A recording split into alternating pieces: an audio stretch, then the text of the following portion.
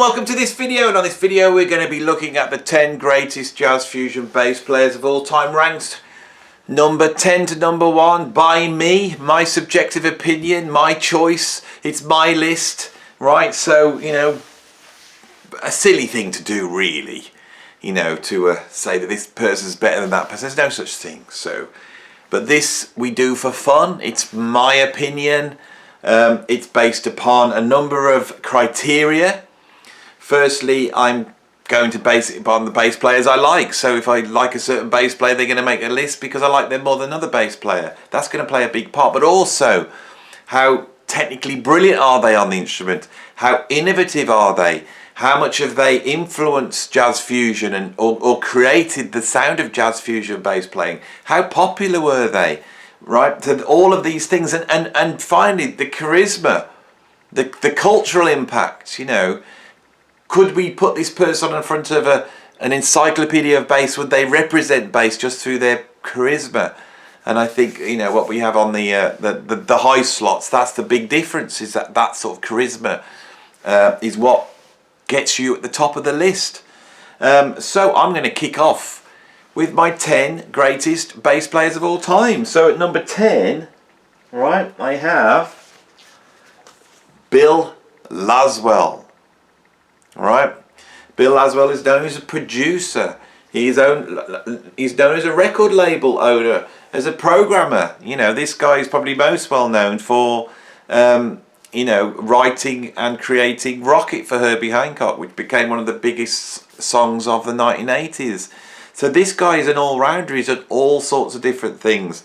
I am a big champion of Bill Laswell on this channel. I think he's one of the great fusion musicians, and I don't think he gets the accolades he should, right? But he is also a fantastic bass player, and so many of my favourite bass lines come from Bill Laswell. Bill Laswell's a phenomenal bass player that plays in a sort of fusion-esque way, which is very influenced by dub reggae. It's very influenced by free jazz, Ornette Coleman's harmonic approach. But he's also got a producer's mind, so his bass playing and his bass lines are often very economic. On this album, that's not the case. This is where he really showcases his bass playing, and I think this sounds like a post Ornette Coleman primetime harmonic album. It's perhaps my favourite post Ornette Coleman harmonic album influence that there is. I absolutely love this album. It's got a ton of 80s hip-hop influence on there, and it's got some incredible bass solos from Bill Laswell, where you really hear that this guy's a virtuoso bass player without a doubt. His influence on bass playing, although it's not known throughout the 80s, is very important, very influential on me in terms of the bass playing I like. So at number 10, I've got Bill Laswell, right? So who have I got at number 9? Well, as we start to go through this list, it's a bit like the history of bass playing. Not just the history of jazz fusion bass playing, but the history of the bass. The bass is the newest of all the instruments that you would get in a rock band. The drums emerging at the turn of the last century, electric guitar emerging in the 1930s, piano is there right from the start. But we get synthesizer, we get sort of electric piano organs, you know, sort of arriving in the 40s, 50s, and electric bass arrives in the 1950s. But it's still quite a rare instrument. If we listen to early rock and roll albums, a lot of those still have double bass. So the bass starts to emerge in the 1960s. The history is one of technical innovation, as certain pickups are invented, as active basses come in. Bass players are able to do more and more. Then we have fretless basses. Then we have 5-string, 6-string bass players. And as we go through that, we see in the 70s certain bass players emerge. They're at the top of this list. They're jazz fusion players, but they really define what virtuoso bass playing is in the 1970s. As we get to the end of the 1970s, there's a number of bass players that come out through the early 70s, through the 80s, that really push bass playing up to the incredible level it's at now, where people, you know, like Michael Manrig and my best friend Steve Lawson, who I send all my love. He's not too well at the moment, but Steve, I'm sending all my love to you through the medium of my video right now. These guys have pushed the bass beyond just being a bass, and is now, you know, this incredible instrument that can do so much. You know, so many bass players in the history of bass playing have pushed bass playing to where it's almost gone beyond guitar playing, I think, in terms of the sounds and the techniques that are used on modern bass playing. There's a number of bass players that emerged in the late 70s, early 80s that are part of pushing that forward, and I think this guy's one of them, and it's Jeff Berlin. I've pulled out Road Games, Alan Holdsworth. He does some incredible soloing on here. He almost goes towards Prog in the Bruford band. He really brings an artistry and a technical ability to the bass, which I think puts the bass further forward. He's a great soloist on the instrument. So at number 9 I have Jeff Berlin. Emerging at the same time as him and also pushing the bass forward, but for me getting the extra ranking just because of being more out there and more creative is the incredible Jonas Hellborg. Jonas Hellborg, I pulled out this album from the Mahavishnu, the revamped Mahavishnu orchestra from the 1980s. This sort of put Jonas on the map. He then got picked up by Bill Laswell. He did a lot of projects with Bill Laswell, appearing on album by Public Image Limited, but also he then created a relationship with the great Sean Lane and toured the world with him. I see Jonas as an incredible technician. He was able to push the bass forward, but he's also a maverick. He's an individual. He goes his own way. He actually lectured at the college I teach at, and it was an incredible meeting him, and actually spending some time and being able to get his concept of what music is and what bass playing is, and his concept was so total and so spiritual. A really incredible player. He really did push the bass forward in the 80s. After Stanley Clarke and Jaco Pastorius had come out, you know, Jonas was one of these guys that pushed every single level, and he seemed to be able to do everything. He could slap, he could, you know, play fingerstyle, fretless. He was, you know, chords. He had the whole thing down. Absolute genius bass player. Deserves to be on this list. Okay, coming in a few years later after Jonas was the guy that I think is the guy really responsible for raising the technical standard of modern bass playing. You know, any bass player worth their salt now will be stood on stage with a 6-string bass playing it almost like a guitar. Now, who's the guy that really did that? Was John Patatucci, and not only is John Patatucci an incredible electric bass player, he's also an virtuoso double bass player. A few guys are out there like Christian McBride, you know, the same type of thing, where they're virtuosos on both. This didn't happen in the 70s. You were either good on one or the other. John Patatucci was able to come out and really, you know, lay the groundworks for what a modern jazz fusion player is. I find him astonishing. His debut with Chicory's electric band was incredible. It changed how you perceive bass playing, and then the acoustic band came out and he did the same for double bass. And then I think after he got the gig with Wayne Shorter, he then develops as a musician. He becomes a lot more, for me, a lot more creative and artistic. In the early days it was all virtuosity, but later on he becomes a consummate musician. I think he's one of the greatest bass players alive at the moment.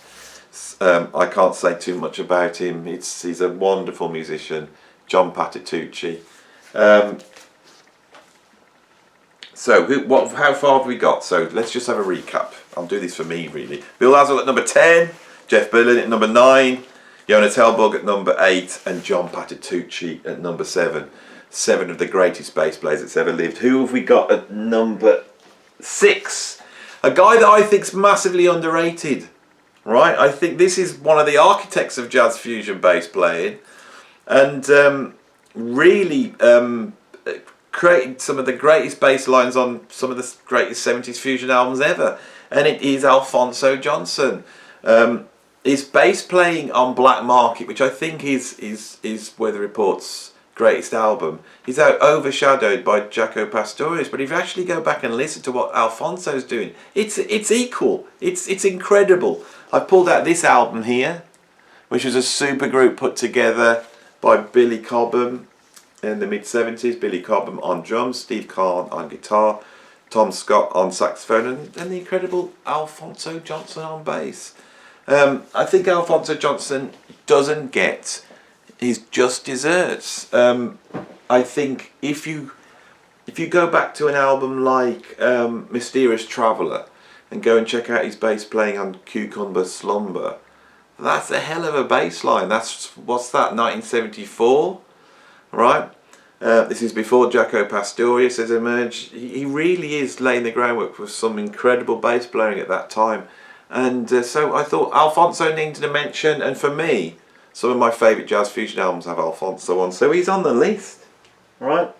Talking about Jaco Pastorius emerging on Fretless, you know he's going to be on the list, and we haven't got to him yet. Where will he be?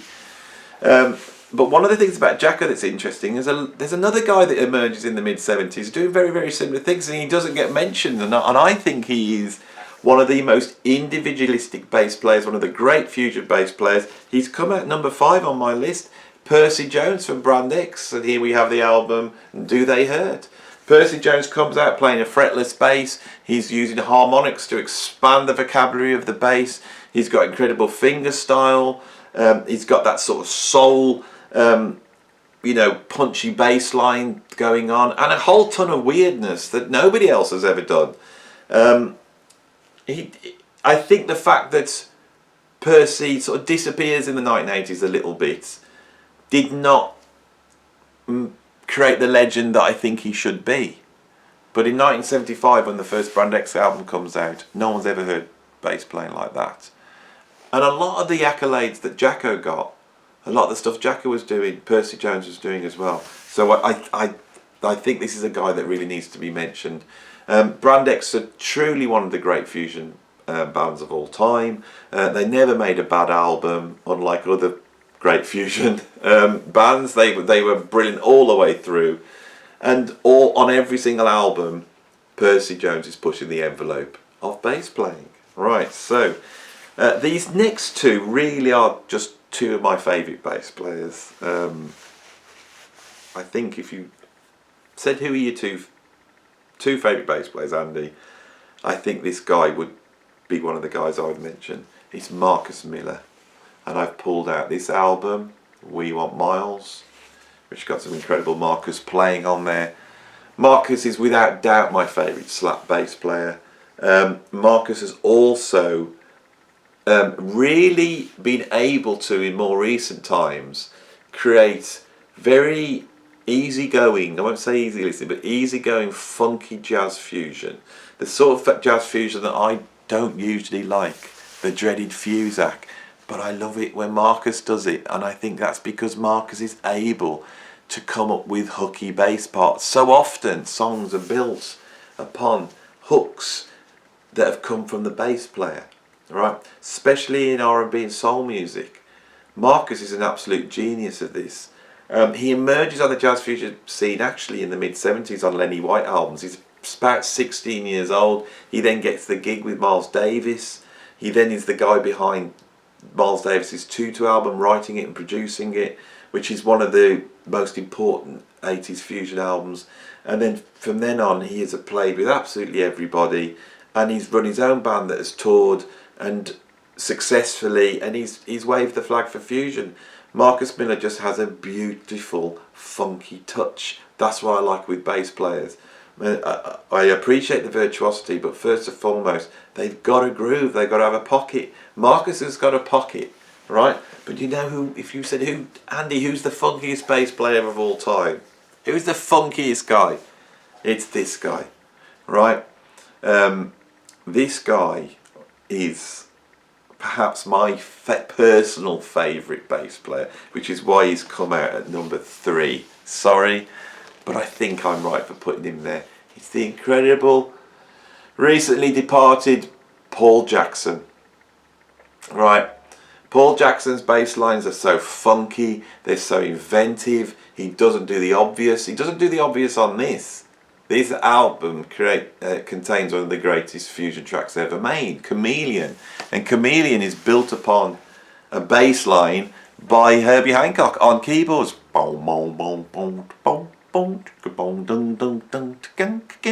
So if you're Paul Jackson, how do you play across that? And what you get is what sounds like almost like a guitar part.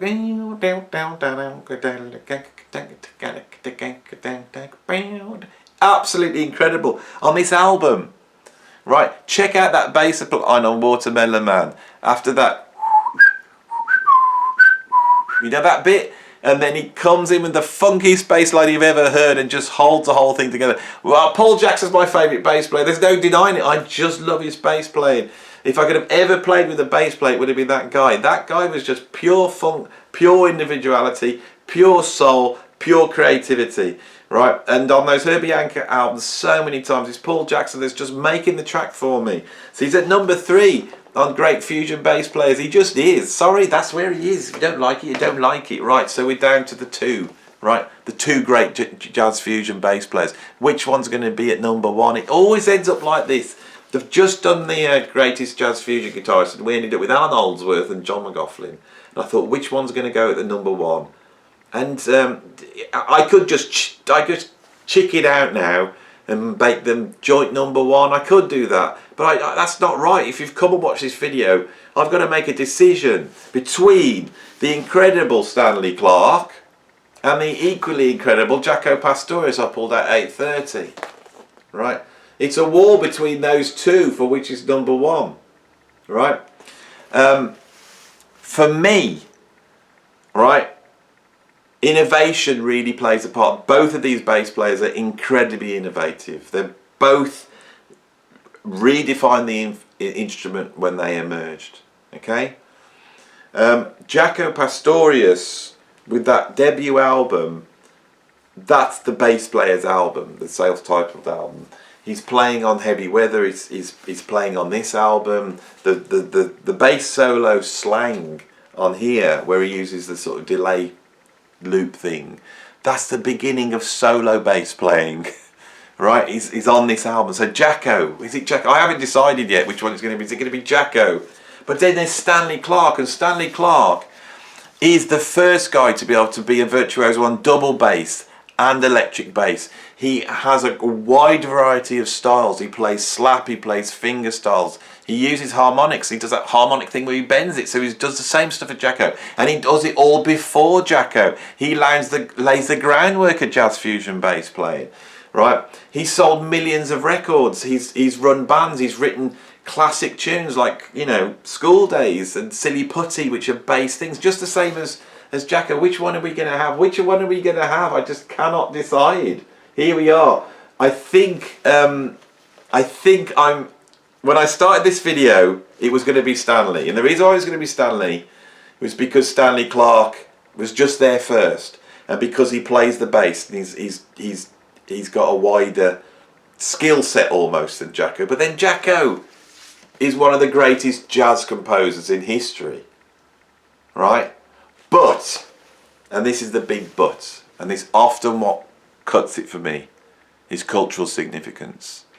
Jaco, right, has a charisma, and he has a character that elevates him up almost above all other bass players.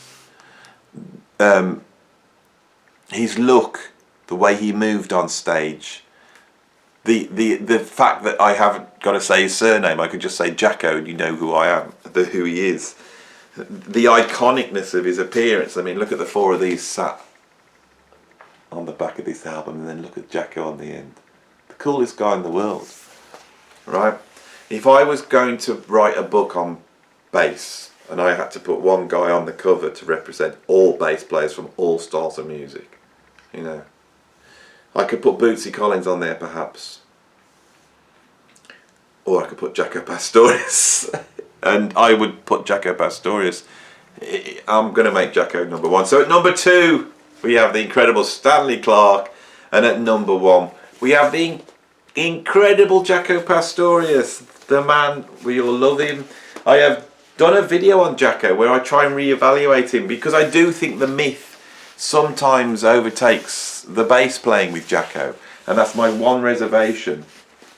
I also think that Stanley Clarke was a greater soloist than Jacko. Jacko was a great soloist, but Stanley Clarke was an even greater soloist. And with Stanley, I really can hear a true bebop phrasing musician, whereas with Jacko, sometimes he seems to fall into Jacko's tricks. You know, you sometimes know that he's going to do that bass line, he's going to do that harmonic trick, he's going to quote from that tune. You know, he often does that. But of course, when you're a myth, that's what you do. You know, if you're a myth, if you're Thor with your hammer and your lightning bolts, when you turn up, you're going to do something with the hammer and you're going to do the lightning bolts. And Jacko always did the lightning bolts. So that's the way I see it. But I think it's Jacko's number one. Of course it is. It's one of the great things that jazz fusion produced was Jaco Pastorius, who would then redefine all bass playing to all bass players in history. And that's where we're at. I hope you enjoyed this video. I hope it was entertaining. If you liked it, then like the thing. If you want to see some more, subscribe. If you please put stuff in the comments, because I love the comments. And if you want to support me in what I do, become a Patreon. There's 50 videos over there that you haven't seen. They're much more weirder and wackier than these. And so, you know, head over to Patreon, you know, and, you know, give me some money, because I like money. Okay, I'll see you in the next video. Bye.